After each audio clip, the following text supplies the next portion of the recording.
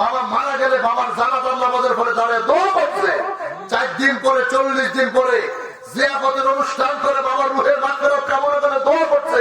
আজকে সব হারাম হয়ে গেছে। হারাম কি? যা কিছু খরচ করবি সব এতিমখানা দিয়ে দে, মাদ্রাসা দিয়ে দে।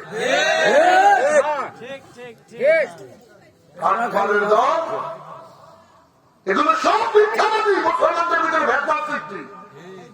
আপনার মাদ্রাসায় দেওয়া যদি জায়েজ হয়, মাদ্রাসায় কি ফেরেশতারা খাইব? কে খাইব? কথা বলে না, চুপ করে আছে। তারাও মানুষ, সামনে তো মানুষ। দোয়া হচ্ছে সদকায়ে জারিয়া। সদকায়ে জারিয়া এটা সবার জন্য। দোয়া হয়েছে না? আরো হবে ইনশাল্লাহ। তো কবরবাসীদের রুহের মাগফিরাত কেমন আজকে মাহফিল। এখন এখানে আল্লাহ আমার গরিব বানায় না, আমি প্রতিষ্ঠিত, আমি আছি। অতিথি বলেন, প্রধান অতিথি বলেন, বিশেষ অতিথি আপনারা যারা আছেন এখানে, ধনী আছে, গরিব আছে, আত্মীয় আছে, নিকটাত্মীয় আছে, প্রতিবেশী আছে, মিসকিন আছে, এতিম আছে, মাদ্রাসার ছাত্ররাও আছে। বুঝাইবার জন্য আছে না? এখানে এরা সবাই এখানে, এদেরকে খাওয়ামো, এটা যদি না জায়েজ হয়, আমনের মাদ্রাসায় আপনি নাম দিচ্ছেন এতিমখানা, কিন্তু আল্লাহর হস্তে সত্য বললেন আপনার সপ্তাহ এতিম না, আপনারা হুজুরেরা তো অন্তত প্রতিষ্ঠিত। যারা চাকরি করে তারা কি সবল না? আমি মাদ্রাসার মধ্যে একটা খাসি কিনা দিলে ওনারা কি খাইব না? বিবেক দিয়া, বিবেক খাটান নিয়ে কথাগুলো বলেন না। সকালবেলা চাকরি ভেতর সৃষ্টি করছে, বিবেক খাটান। আল্লাহর ওলিরা কি শিখাইছে? এখন আপনারা দিয়ে দিলে আপনি খাচ্ছেন, যে ছাত্রের বাবা আছে সেও খাচ্ছে, যাদের বাবা নাই তারাও খাচ্ছে। আপনারা খাইলে যদি এটা জায়েজ হয়, আমরা খাইলে, সবাই খাইলে, এটা না জায়েজ কোন কিতাবে আছে? এখন সমাজের মানুষ তো, আমরা তো বাঙালি ধর্মভীরু, আপনি জানেন। আমি আপনাদেরকে আজকে একটা কথা বলি, এই মিলাদ কেমনে ফতুয়া কন, নবী নিয়া ফতুয়া কন, যত ইসলাম নিয়ে যত ধান্দাবাজি, যত ফতুয়া কন, জায়েজ না জায়েজের ফতুয়া কন, সব আমাদের বাংলাদেশে। এক জেলে নদীতে মাছ ধরতেছে, জাল ফলাইছে, একটা বিশাল বড় মাছ ওই জালের ভিতরে আটকাইছে। মাছটা ধরে বাজার, আরবের বাজারে নিয়ে গেলেন। ঘটনা আরেকটা, নবীর সাহাবী হযরত আবু বকর আমার নবীর দাওয়াত দেয়, ইয়া রাসূলুল্লাহ, আপনাকে আমার বাড়িতে একবেলা খানা খাওয়াইতে চাই। আর একটু সময় নিমু, কষ্ট হইব না তো? সকালে কিন্তু আবার ফজর নামাজ বাদ দিয়ে না, পায়ে ধরে কই। আল্লাহর হাবিব রাহমাতাল লিল আলামিন হযরত আবু বকর সিদ্দিক রাদিয়াল্লাহু তাআলা আনহুর দাওয়াত কবুল করলেন। নবী যখন দাওয়াত কবুল করেছে, সাহাবী বাড়িতে গেছে, কয় বিবি রে, ও বিবি, বাজারের ভেটটা দাও। বাজারে যাবো, কয় কেন? আবু বকর কয়, যিনি আল্লাহর বাড়ির মেহমান, আজকে তিনি আমার বাড়ির মেহমান।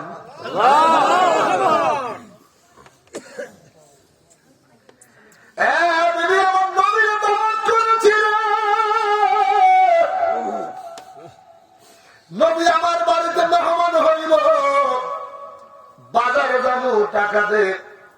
বাজারের ব্যাগটা দে রে বিবি।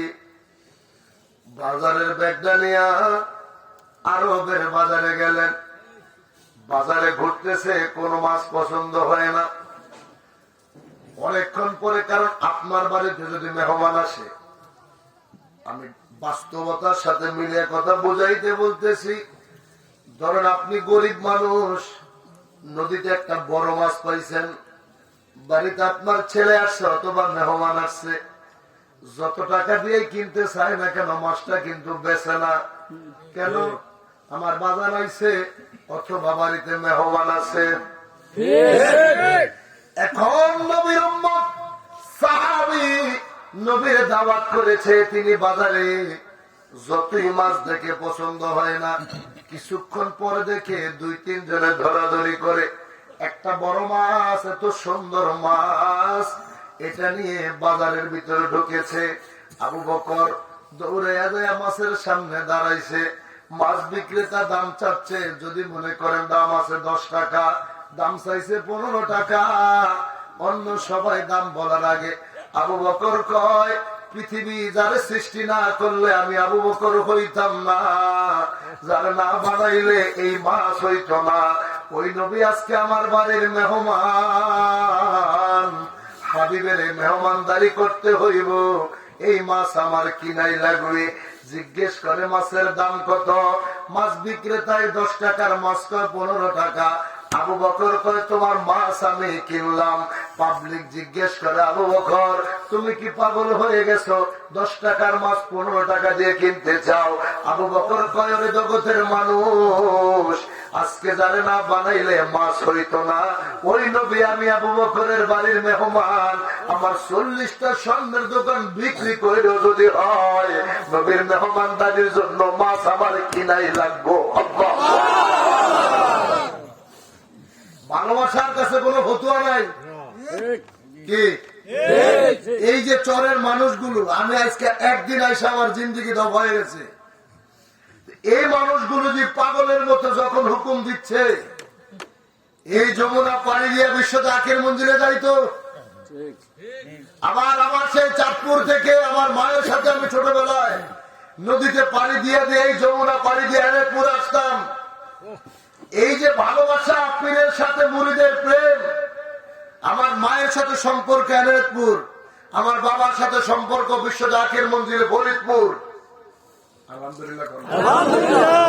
আমার পীরের কদমে লক্ষ লক্ষ মানুষ যায়। নদীতে বড় একটা মাছ পাইলে সেই মাছটা পীরের জন্য আগে বাজেট করে। কথা কয় না?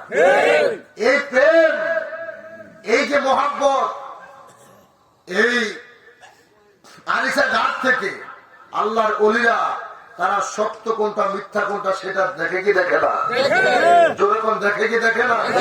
আমার কেবলাদান হুজুর যে কত বড় একজন আল্লাহর ওলি ছিলেন, তার একটা বাস্তব প্রমাণ আপনাদেরকে দিয়ে আমি আমার হাবিবের শানটা আবার তুলে ধরবো ইনশাআল্লাহ। আল্লাহ কবুল করে বলেন আমিন। আমার হুজুরকে ভালোবাসা দক্ষিণবঙ্গের এক জাকের ভাই সেনাবাহিনী চাকরি করত। এই লোক ওখান থেকে পোস্টিং হয়ে রাজশাহী চাঁপাইনবাবগঞ্জে তার ট্রান্সফার হলো। বাংলাদেশে আমের রাজধানী কয় চাঁপাইনবাবগঞ্জ, রাজশাহীকে, ঠিক না? উনি সেনাবাহিনী মানুষ, আমের সিজনে বাজারে গেছে আম কিনবে। যে আমগুলা বড় ওগুলো কিনতেছে, যেটি সবচেয়ে সুন্দর, আবার তার চাইতে একটু ডাউন নর্মাল যেগুলো সেগুলো কিনে। তো যেগুলো দেখতে অনেক সুন্দর বড় বড় ওগুলো একটা ব্যাগের ভিতরে ভরতেছে, আর যেগুলো একটু নর্মাল সেগুলো একটা ব্যাগের ভিতরে ভরছে।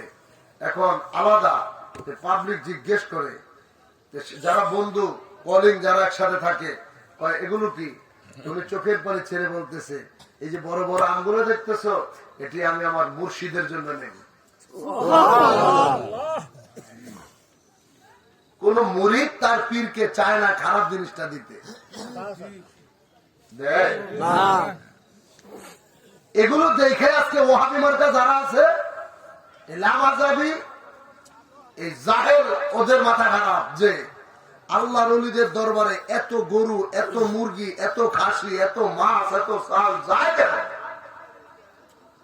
আমার ঘরে তো মানুষ পোল্ট্রি মুরগি দিয়েও জিগায় না। এগুলো দেখে এখন মাথা খারাপ, ওলি আল্লাহদের বিরুদ্ধে উল্টা পাল্টা ফতোয়া দিতে শুরু করছে। তোমার কাছে মানুষ যাইবে ভূতে কামড়াইছে, তোমাকে ভিতরে অনেক সব শয়তানে ভরা, কথা বল ঠিক কিনা? এমন একটা যুগ ছিল, মসজিদের আলেমদেরকে দেখলে মানুষ ইজ্জত করছে। পেটে ব্যথা হয়েছে, ডাক্তারের কাছে জানে, দৌড়ে গেছে মসজিদের হুজুরের কাছে, হুজুর আমার ছেলের পেট ব্যথা, একটু পানি ভরা দেন। আপনাদের দেশে ছিল না মনে হচ্ছে? হুজুর আমি নদীতে মাছ ধরি, আমি মাছ পাইলে একটু আমার টলারে আসলে একটু মিলাদ করে দোয়া করে দেন। আমার জমিতে ফসল হয় না, একটু জমিনের ভিতরে আসেন, এলাকার আলেমদেরকে একটু মিলাদ করে দোয়া করে দেন। আলেম ওলামারা এত হাফেজ ছিল না, এত মুফতি সার্টিফিকেট ওলা আল্লামা, আজহারি, মাঝহারি, সুদাইসি, মাদানি, আল্লামা, গবেষক, ডক্টরেট ছিল না। কিন্তু সাধারণ ভাঙ্গা ঘরের মসজিদের আলেমদেরকে ডাক দিত, তাদেরকে মুন্সি সাহেব কইতো, মিয়া সাহেব কইতো, কারি সাহেব কইতো। এরা যাইয়া এরা কি পড়তো এটা আল্লাহ জানার তিনি জানে, কিন্তু আল্লাহ দরবারে হাত উঠাইতো, পেট ব্যথা ঠিকই ভালো হয়ে যাইতো। বিশ্বাস ছিল।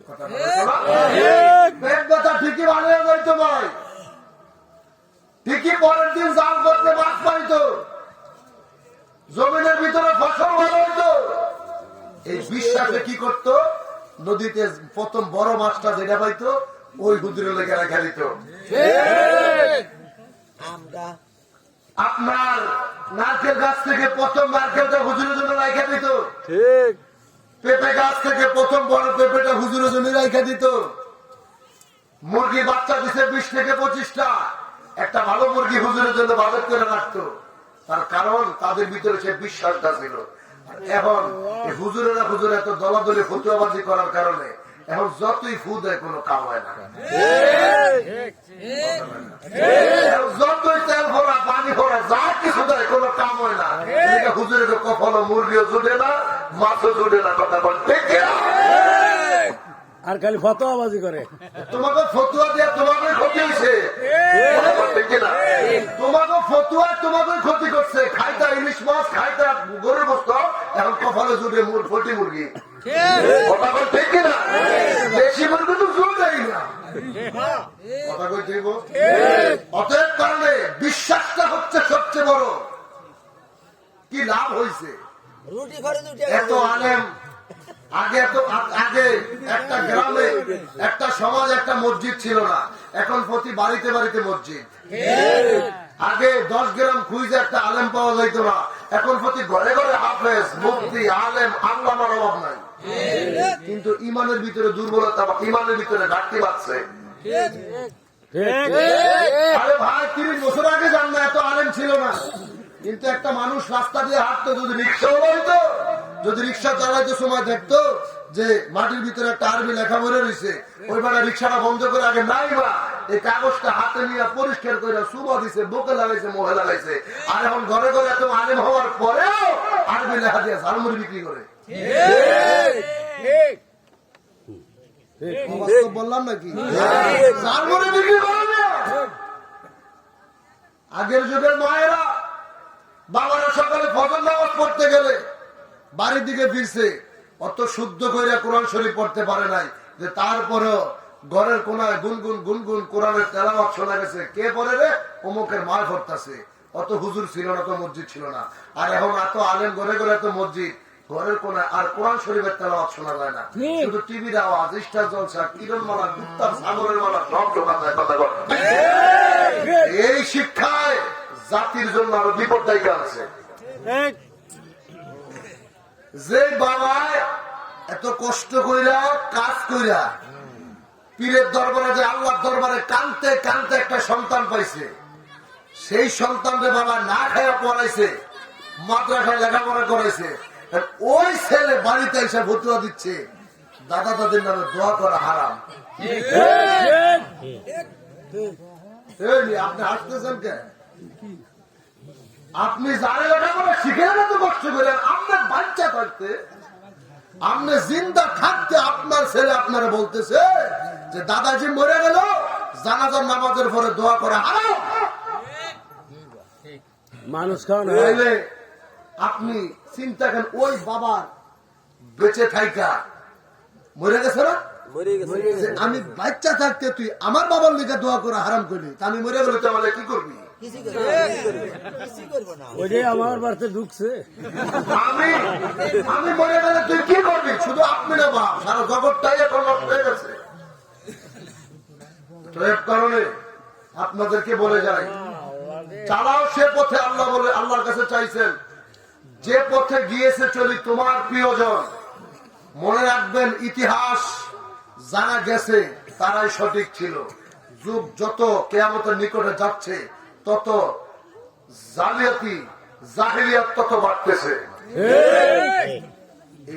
পশ্চিমা বিশ্ব এগুলো আপনাদের দেশে ঢুকাইছে। যেমন গত বছর এক মতবাদ, মানুষ নাকি বানর থেকে সৃষ্টি হয়েছে। গত বছরের সিলেবাসে ছিল না? ছিল। গত বছরের সিলেবাস পড়াইছে মানুষ বানর থেকে সৃষ্টি। এটা একদিনের চক্রান্ত নামে না। এই যে তারা আপনাদের ভিতরে ঢুকছে, এই লামাজাবি কবি শাহলে হাদিস, তারপরে শিয়া রাফেজিরা ঢুকছে ইমান ধ্বংস করতে। এখন এই বছর আবার কি ঢুকাইলো? শরীফ শরীফ আর গল্প, ট্রান্সজেন্ডার যেটাকে বলে। আপনি চরের মানুষ বুঝেন নাই, ছাত্র যারা সপ্তম শ্রেণীতে পড়ে ওরা জানে। আপনি দেখেন তারা কি বুঝাইতে চাচ্ছে। এই ইতিহাসটা তারা বুঝাইছে যে আপনি পুরুষ আছেন, আপনি যে কোনো ভাবে ফিজিক্যালি আপনি মহিলা হয়ে যাইতে পারবেন।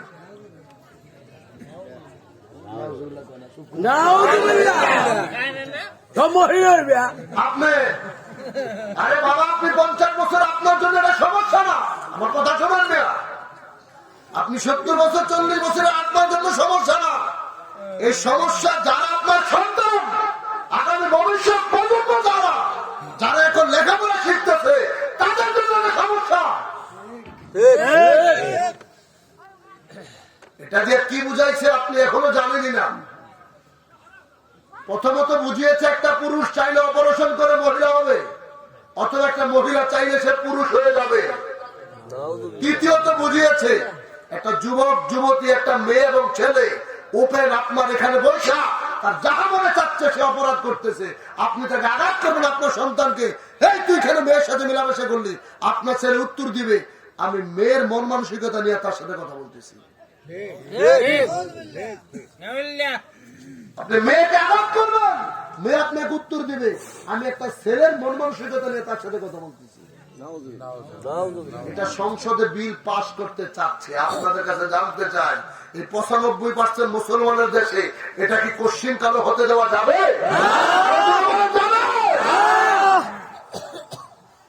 শিক্ষিত বাড়ছে, কিন্তু এই শিক্ষায় দেশের ক্ষতি করতেছে আরো বেশি। ওই পথেই থাকেন। বাপদাদারা যেই পথে ছিল, তাদের ভিতরে যে বিশ্বাসটা ছিল, তারা আল্লাহর ওলিদেরকে ভালোবাসছে। তারা সারা জিন্দিগি নবীর মিলাদ করছে। বাবা মারা গেলে বাবার জানাজার নামাজের ফলে দাঁড়িয়ে দোয়া করছে। 4 দিন পরে 40 দিন পরে জিয়াফতের অনুষ্ঠান করে বাবার রুহের মাগফিরাত কামনা করে দোয়া করছে। আজকে সব হারাম হয়ে গেছে। হারাম কি? যা কিছু খরচ করবি সব এতিমখানা দিয়ে দে, মাদ্রাসা দিয়ে দে।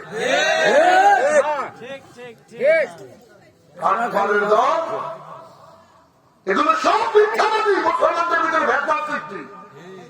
আপনার মাদ্রাসায় দেওয়া যদি যায় হয়, মাদ্রাসায় কি ফেরেশতারা খাইব? কে খাইব? মানুষই কথা বলে না, চুপ করে আছে। তারাও মানুষ, আমিও তো মানুষ। দোয়া হচ্ছে সদকায়ে জারিয়া। সদকায়ে জারিয়া এটা সবার জন্য, ধনী গরিব মিসকিন অসহায় এতিম সবার জন্য। তাইলে আমি বাবার জন্য এখন মনে করেন এই অনুষ্ঠানটা ধরেন একটা কথা দেখাইলাম, এলাকার কবরবাসীদের রুহে মাগফিরাত কামনা, বুঝেন নাই?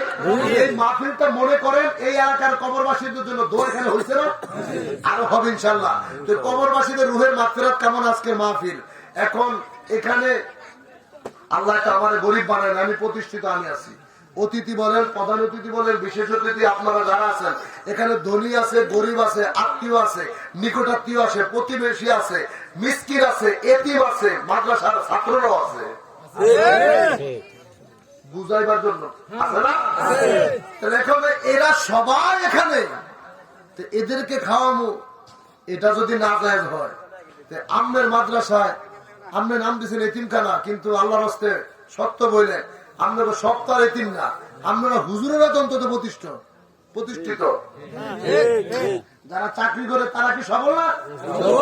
মাদ্রাসার মধ্যে একটা খাসি কিনা দিলে ওনারা কি খাইবো না? বিবেক দিয়ে বিবেক খাটান নিয়ে কথাগুলো বলেন না। সকালবেলা চাকরি ভেতর সৃষ্টি করছে, বিবেক খাটান। আল্লাহ ওইরা কি শিখাইছে? এখন আপনারা দিয়ে দিলে আপনি খাচ্ছেন, যে ছাত্রের বাবা আছে সেও খাচ্ছে, যাদের বাবা নাই তারাও খাচ্ছে। আপনারা খাইলে যদি এটা জায়েজ হয়, আমরা খাইলে, সবাই খাইলে এটা না জায়েজ কোন কিতাবে আছে? নাই। এখন সমাজের মানুষ তো, আমরা তো বাঙালি ধর্মভীরু। আপনি জানেন, আমি আপনাদেরকে আজকে একটা কথা বলি, এই মিলাদ কেমনে ফতুয়া কন, নবী নিয়ে ফতুয়া কন, যত ইসলাম নিয়ে যত ধান্দাবাজি, যত ফতুয়া কন, জায়েজ না জায়েজের ফতুয়া কন, সব আমাকে বাংলাদেশে। আপনি সৌদি আরবে যান, কথা কইতে করে এখন একটা হাত কেটে ফেলাইব। কুয়েত যাইতে বলেন, আরব আমিরাতে দেয়া বলতে কোন, পাশের রাষ্ট্র ভারতেই দেয়া বলতে কোন, সুযোগ পায় নাই। ওই সমস্ত দেশে ধর্ম নিয়ে বেশি বাড়াবাড়ি করলে ওদের মৃত্যুদণ্ড দেয়। আজকে সুযোগ পাইছে আমার ঘরে সরল সোজা পাইয়া, যার কারণে তাবলীগ জামাতের ভাইদেরকে বলি, আপনাকে গুরু ইলিয়াস মাহমুদ সাহেব ভারতই তো তার বাড়ি, তাহলে ভারতকে ঠিক করতে না পারিয়া বাংলাদেশে ঢুকছিল কেন? তার কারণ ওই দেশে খবর ছিল, ওই দেশে পারে নাই, সুযোগ পাইছে বাংলাদেশে। এই জন্য সব ধর্ম ব্যবসায়ীরা, এই নাম আসামিকন, ওয়াহাবিকন, খারেজিকন, শিয়াকন, রাফিজিকন, কাদিয়ানীরা সব ঢুকছে এখন বাংলাদেশে। কারণ বাংলাদেশে মুসলমান বেশি, এদের মনটা নরম, যে যেটা করে সেটাই বুঝে। কথা বল ঠিক কিনা? আপনি আমার দেশে, আপনার এখন তো ম্যাক্সিমাম 90% মানুষ টাচ মোবাইল চালান। এই বাংলাদেশে যেভাবে ইসলাম নিয়ে যেভাবে চিনিমিনি হচ্ছে, পৃথিবীর কোন রাষ্ট্রে আপনারা দেখছেন এভাবে হইতে? এখন যেটাকেই কিছু বলা হচ্ছে, এটা দেশের আরেক দেশে যায় এখন আশ্রয় নিতেছে। তার মানেটা কি বুঝলেন? অন্য দেশে যায় কি তারা ওয়াজ করতেছে, চুপ করে রয়েছে, কারণ সব রাস্তা বন্ধ। যত ষড়যন্ত্র আমাদের দেশ নিয়ে, এর কারণ আছে ভৌগোলিক দৃষ্টি থেকে পৃথিবীর সবচাইতে দামি রাষ্ট্র হবে একদিন বাংলাদেশ। এটা আমার পীর কেবলাদান বিশ্বলি খাদা ফরিদপুরি বলছে, বাবা মনে রাখ কেমন একদিন আসবে এই দেশের মানুষের, প্রত্যেকটা মানুষের মাসে মাথা পিছু আয় হবে 500, দৈনিক তার আয় হবে $500। $500 যদি দৈনিক মাথা পিছু আয় হয়, ওই লোকটার মাসে কত কোটি টাকা, বছরে তার কত কোটি টাকা ইনকাম হবে আপনি চিন্তা করতেন না। আমার হুজুর বলছে যে বাবা এই দেশের ভিতরে এমন খনিজ সম্পদ আছে যেটা পৃথিবীতে আর কোনো দেশে নাই। এবার আপনাদেরকে যদি রাষ্ট্র নিয়ে কিছু বলি, আমি নিজে এবছর জাতীয় সংসদ নির্বাচনে জাকের বাড়ির পক্ষ থেকে চাঁদপুর 3 আসনে নির্বাচন করলাম। আমার দেশে এত পরিমাণ সম্পদ আছে যেটা পৃথিবীতে আর কোনো দেশে নয়, যার কারণে আমেরিকা কোন, যুক্তরাষ্ট্র কোন, জাপান কোন, সবার চোখ বাংলাদেশে। সমস্ত বড় বড় দেশগুলোর চোখ বাংলাদেশে। অলরেডি তো শুরু হয়ে গেছে। আপনার দক্ষিণবঙ্গে গ্যাস তো আমাদের, এই যে গ্যাস আপনারা এখন ব্যবহার করছেন, এটা মূলত আমাদের দেশের, কিন্তু এটা আমার দেশ ভারতের কাছে বিক্রি করছে। ভারত থেকে আবার কিনাই এখন আপনারা এই টোটাল গ্যাস যেটা সিলিন্ডার ব্যবহার করতেছেন, কিন্তু আবার কিন্তু এই যে বোলার দিকে আবার গ্যাসের খনি কিন্তু অলরেডি বাইরে গেছে। সিলেটে তেলের খনি বাইরে হয়ে গেছে। আমাদের কুমিল্লায় লালমাই যে পাহাড়, এখানে আমরা শুনেছি ব্রিটিশরা যখন ছিল, এত বড় তেলের খনি এখানে আছে। এটার যে নাভি বলে সেটা আপনার ভারত সাগর পাড়ি দিয়া আরব দেশের কাছাকাছি। এটাকে ব্রিটিশরা এমন ভাবে বন্ধ করে গেছে, এটা কেউ খুলতে পারতেছে না। আমার হুজুর বলছে, বাবা এমন একদিন আসবে যেদিন আল্লাহর মনোনীত ফকির লোক যেদিন সিংহাসনে বসবে, সেদিন আল্লাহর পক্ষ থেকে সম্পদ আল্লাহ তাআলা জগৎ আবার উঠে দিবে। আমার দেশে যত খাবার আছে, যত স্বাদ, পৃথিবীর অন্য কোন দেশে এত স্বাদের জিনিস নাই। যার কারণে আমার দেশের মাছ শ্রেষ্ঠ, আমার দেশের পোশাক শ্রেষ্ঠ, আমার দেশের সবজি বলেন, আমার দেশের মানুষের চলাফেরার জন্য যা কিছু দরকার সব আমার দেশেই শ্রেষ্ঠ। কিন্তু আমরা কি করি, সকালবেলা উঠা আমরা জাতীয় সঙ্গীত গাই, আমার সোনার বাংলা আমি তোমার ভালোবাসি। 1 ঘন্টা পরে বাজারে গেলে কই বাংলাদেশি এই পাটনার শাড়িটা বাদ দিয়া ইন্ডিয়ান একটা শাড়ি দেন।